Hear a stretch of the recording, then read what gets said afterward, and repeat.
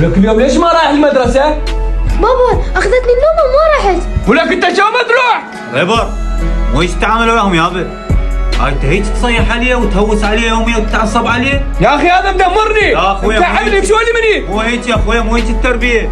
وانا اقول ليش متغير الدراسه مالته والنتائج مالته متغيره؟ اثاريته مأثر عليه. مو هيك عيوني، مو هيك التربيه، مو هيك، مو بالعصبيه. تزهق عليه وتضربه يوميا، جاي عليه خطيه يشتكي. حبيبي علام تعبني والله العظيم مدمرني. لا جاي يرجع مستواه، دا يرجع، مو هيك يا معود. استهدي بالرحمن اخويا، صلى على محمد. اللهم صل على محمد. ترى هيك يرجع مستواه، تخسره لابنك، ما يصير. لو تربيه بتربيه صحيحه، لو تخسر ابنك من ايدك باكر عقبه بالكبر تقول والله علاوي حكايته صحيحه. انا دا اقول صار له فتره مستوى مالته دا يرجع، وهذا ميمو خوش طالب عندي، درجاته كلها عاليه. والله يا ريبر اني لا ما احبهم الاطفال